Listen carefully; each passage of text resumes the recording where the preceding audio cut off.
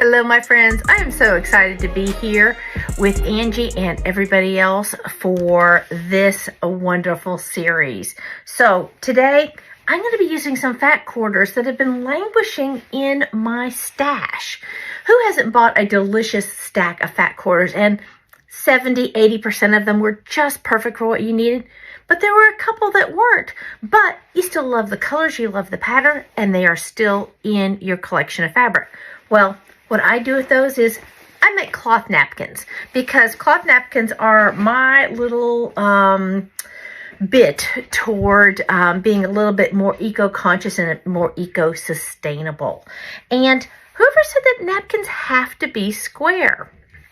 Because fat quarters, as a rule, are not square. They're somewhere in the range of 18 by 21 once you trim off the selvage, and depending on whether or not you've washed them. I'm going to go ahead and wash mine so that I get equal shrinkage, but honestly, I've done it without and nothing horrible happened. As long as you're using both quilting cottons for the front and the back. When I was a kid, my mom used to make napkins, but they weren't pretty on the back. She would take and she would like serge the edges, and they were perfectly serviceable. But I like to see the pretty print on the front and the back. And quite frankly, let's face it, I've got more than enough fabric to do that. So let's do it together, all right? So what I take is I take my fat quarters, wash them, and then do the original trimming of taking off the selvage, okay? Save those selvages if you're a selvage saver, if you're making something with those, because a lot of them have really adorable prints on them. But after that, I'm going to separate my fabrics from what I think about as being the front or pretty side of my napkin and the back. Now, is there a rhyme or reason to this? No, there's not. In my case, I've got more of like feature prints, and then I have some that are like a smaller print. I have one actually that could probably be either one, the front or the back, but I have designated it as the back because my two fronts are a little bit more matching because they're orange. That really doesn't make any sense, but we're going to go with it, okay? So after that, because each bolt of fabric is actually a little bit different, it's a little weird, and especially if you are putting together different brands of fabric, you are going to go in there and you're going to see which of your fat quarters is the smallest, and that is going to predicate where you start this process, okay? And maybe it's because one had a slightly wider selvage than the other. It doesn't really matter. Let's not stress out about this, okay? But what you are going to do is you're going to go in there, and of the fronts, you're going to find out what's the smallest. You should also measure those backs, because if one of the backs is the smallest, you're going to have to switch things up a little bit, okay? The difference between the front and the back of your napkin is going to be is that the back is going to wrap around to the front and make it a self-binding napkin. Now, if you've ever made one of those self-binding or magic baby blankets, you know where we're going with this, okay? So the thing is, so let's figure out what's the smallest size we've got there. Next, we are going to then cut it down by 2 inches on each side, all right? So that we want the fronts of our napkins to be 2 inches smaller side to side and up and down than the back, or we want the backs 2 inches larger than the fronts. If you happen to be using like some random yardage for the backs, just make sure that you cut those 2 inches wider, because if a napkin's a little bigger or a little smaller, it doesn't matter. All right, so I'll be right back. I'm going to cut those and then we'll go into the next step. All right, I'm back. So the thing you need to remember is 2 is the magic number with these to make a self-binding napkin. So whatever size you choose, make them 2 inches different. As you can see here, I'm holding them up. I'm not holding them exactly perfectly, but you can see that these have just about 1 inch all around the outside. Now, if you wanted more of the binding showing, just make that number ratio bigger. It's as easy as that. Okay, next thing we're going to do is we're going to find the centers on all of these pieces, okay? So are we going to measure? No, we're not, because we're lazy, or at least I'm lazy. What I'm going to do is I'm going to fold it in half, I'm going to find the halfway mark and I'm going to press it. So basically, you're going to press a big crisscross in the front and the back of your napkin pieces. This will help you when you're lining them up. Be right back. All right. As the kindergartners say, easy peasy mac and cheesy. So I have, can you see that? I have ironed a center in each one of these. And I've ironed a center in each one of these. I make it really easy. I fold one way, I iron. I fold the other way, I iron. Do not make this more complicated than it is, all right? So now, you are going to take your ironed pieces and you are going to align them. And it's going to feel weird, all right? It is not going to feel right because you have one piece that's bigger than the other right now, all right? And that's why it's important to have those center lines marked, because that's where you're going to start. You are going to then go and you're going to pin the items together starting at your 4 points of connection, all right? North, south, east, west, top, bottom, side, side. You're going to put those together so you know where to start sewing, all right? So let's get that done. So I'm grabbing some pins here and lining up. Did you have to iron these in? No, you didn't. You could just measure this and put a pin in it that way. But this was me stage out things so that because I often get interrupted in between different parts of my project. So it's going to feel weird, okay? It's going to look all baggy, but just trust the process, okay? So we're going to go up and we're going to match up those sides. We're matching up that part. You could also, if you have a dressmaking background, you could do what's called clipping, where you fold it and then just clip a little V in the edge there, which would be end up being in your seam allowance. You can do that as well. So again, don't make this more complicated than it is. Match up all the points, all the center points. All right. And this one. All right, here we go. One more.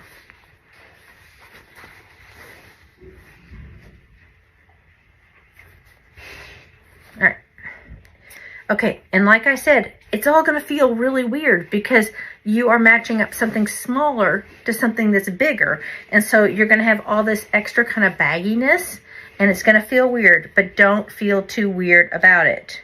All right, because this is where you are going to start your sewing. All right, so let's take it to the machine and talk from there. All right, so here we are at the sewing machine, and I have my fabric. And hey, you know what? Let's put it back like that. Yay! All right, so I have it here pinned in the center, and that lets me know how far my fabric comes over here. It's a little over an inch, just depending on how you measured your fabric when you got the difference between your front of your fabric and your back of your fabric. Long as it's consistent, it doesn't matter, okay? So please, again, do not freak out. So this is where it becomes a little bit like the Pick Your Own Adventure books that we used to read. Depending on the seam allowance you use, whether you use a 1/4 inch like quilters do, or more like a 5/8 or even bigger, like maybe a garment sewist would, that is how far back you're going to stop when you sew along this seam, all right? So you can measure it, of course you can.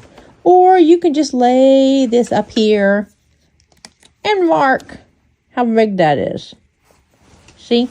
Like that. You could also go in and measure that. Like I said, I am a fly by the seat of my pants sewist. And almost always it works out. So there we go. So I'm going to come here. This is where I'm going to start sewing. And then I'm going to move all the way along.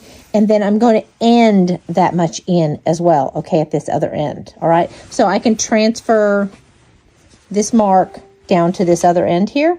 Or I can just guess. And you know me, I'm going to guess. Because it's a napkin. And I'm not going to lose my shiz over a napkin. All right. So here we go. We're going to go in here and we're going to drop our feed dog and we're going to sew. Here we go.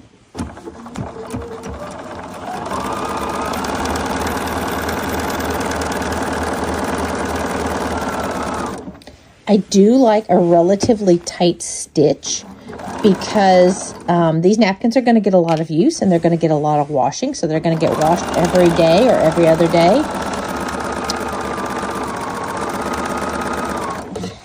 Our cats tend to try to go after our napkins, so I like to try to whip them off the table every day. Okay, so when you get to the end, you can just stop and cut there, or you can go and backstitch a little bit. Up to you. All right. So that gets you this funny looking little corner here. See this funny looking thing? It's going to look like it's all puckered up. That's okay because that's going to give you room for when we turn this right side out to form the corner. But you're going to go along and you're going to do this on each side. Go through, go from your point, come back over to the corner, find that measurement that's in, and then sew each one of those edges, making sure to leave one side where you leave a gap large enough to turn this whole thing inside out, or you'll sit there and feel like a fool at the end. So sometimes, because I get kind of caught up in myself, I'll just go ahead and I'll put 2 pins in there. So I remember to leave myself a gap to turn this inside out, or right side out actually. I should say, when you're at this point, this is going to feel funny, okay? Because you've sewn up to this and then you have all this extra fabric. So make sure just to go ahead and you're going to be aligning, because you know these edges need to align. You're going to come back here, but you're going to do it from this point, because this point you still know is center. So come along here, come along here, come along here. And then you've got that seam allowance, and then you're going to start level with it. All right, when you're sewing back in the other direction. All right, so that helps you kind of know where you're going to be. Quite frankly, since you've got this here, everything really should line up just fine. When you sew to each corner, in the end, it should look like this. So your corner stitches are going to match. This is going to be the seam allowance that matches your seam allowance here. And then you're going to have this flap. You're going to have this flap of fabric. You're still doing right. Don't worry. You are on the right track. Okay, so we're back from the machine. And it looks funny still. It's a little panic-inducing. It's okay. You remember to leave a gap, okay? But maybe some of your corners don't look quite right. Maybe you're like, oh, did I do that right? It's not quite matching up. Honestly, most likely it's still going to be fine. Let's go ahead and take any pins out, because we're going to turn this thing. All right. And at first it's going to look a little funky. And one of the things you might want to have is something long, like a chopstick, or something that you can poke into these corners, or a seam ripper so that you can pick and align the corner a little bit. But first, let's just turn it right side out. All right. And then you're going to want to have your iron ready. All right. So we're going to turn right side out, because we're going to be doing some top stitching after we iron everything into place. Again, these are napkins. We're not going to lose our cool about them, and we're not going to stress. They're going to look great, and then people are going to wipe their mouths with them. It's okay. All right, so here we go. We're turning. It's all good. All right. So remember, the back is larger than the front, and what's going to happen is when we align all this, it's going to be wrapping around to the front, making our self-binding. Could we make bias tape and bind our napkins both sides? Absolutely we could, but again, we want to make this easy. All right, so I left a couple of these corners a little bigger than the others, so we can look at some of the things that you might run into as and how to fix them. All right. There are lots of ways to do this, and like I said, if you've made any magic baby blankets, you're totally going to know how all of this works. And sometimes when you make the magic baby blanket, the corners you did it wrong, okay? And there are ways to fix that without freaking out either, all right?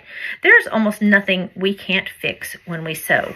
And most especially since in this case, we're gonna be top stitching so that we don't get what's called bagging. So, because we don't want when we wash our napkins, we don't want them, you know, to look like a sack. So we are gonna be stitching them.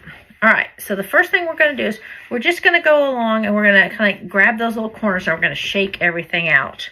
And we're going to lay it down. We're going to fuss around with it a little bit. All right. Because we know that we are going to have about a ½ an inch, give or take, because of course we have the seam allowance, because we cut these 2 inches shorter all around. Again, if you want more of that binding showing, you're going to make a bigger ratio. Either you're going to cut a bigger back piece or a smaller front piece. That's up to you. All right. Again, I'm making my napkins rectangular because that is the best use of the fabric. You can cut these square as well. All right, so now you have these corners, and sometimes they're going to lay pretty well. So this one's still a little tucked in like a little belly button on the corner, but this one is laying pretty nice. This one, I shortcut it. I didn't sew quite enough to the edge because I want to show you what to do. This one, pretty good. I need to pop out the corner. And this one looks absolutely tragic. Okay, but we're going to fix it, okay? We're not going to freak out. All right, so and here is our opening also where we turned it, okay? And since we're going to be top stitching along there, we're going to tuck that so that everything lays correctly so that when we top stitch, we're going to catch that and it's just going to visually disappear, all right? So, be right back. All right, like I said, you can use a pair of hemostats. You can use what's called a bodkin. It's got like a little hole, like a circle on top, so you can't poke as hard. Or use a turning tool, anything, barbecue skewer, whatever. All right. I actually like the bodkin because you can't really poke a hole through things because it's it's got that little ball at the end. But we're gonna go in here. And we're just going to poke it out really gentle. Really nice and gentle until that corner aligns and looks a good deal like a well-bound corner on a quilt. All right? And if it doesn't, you're just going to finesse it into place, okay? Don't worry too much about this. You can actually sew this from the inside. And showing that is not the easiest thing in a video. You can actually take and sew off the edge of this corner, just like you do a magic blanket. But I tend to like to come in here and hand finesse it. Ba-doop, boop. Because I'm going to be top stitching anyway, and it really doesn't matter. So you're going to come in here, and you're going to turn it until it lays really nice, just like that. And you're going to do each one of these corners. And again, you're not going to freak out. Look, just like that. We're just going to lay that right in there. Looky, looky. Perfect. All right, so what if your corner is not perfect? What if your corner is a hot mess express, like this one? All right, first place, you're going to go in there and you're going to kind of figure out what you did. This one, I just did not sew far enough on one of the corners. I could turn this right side back out or whatever, the opposite way, and go in there and do that. But am I going to do that? No, I'm not. Because since I know I'm going to be top stitching, I can just go ahead and I can fold this into the correct alignment, tuck the fabric into place, into that 45-degree angle, and it's all going to work. All right? Yes, I know the perfectionists out there are shuddering, but you know what? My napkins are going to be done. They're going to get used for years, and that's okay. All right? So you can do it the other way also. It's okay. It's just fabric. It's just fabric. Let's just all relax about it. All right. So I have oriented my corner appropriately now at this point. I just used the bodkin, and then I used the sharp little point of my seam ripper just to make the orientation correct. All right. Now, you're going to lay this down and you're going to give it a good pressing, all right? Because that will set everything into place for top stitching. All right, so everything's pressed. In fact, it's still warm. So now we're going to go and we're going to top stitch. Use a thread that you would like to show off, or a thread that you would like to disappear, all right? So if everything is not perfect, use a thread that's going to disappear, all right? So in this case, I probably would choose a gray because I'm going to stitch in the ditch. Now, if your stitch in the ditch is not amazing, let me turn you on the idea that use some decorative stitches in your machine that are perfect for this. Let's go take a look at them.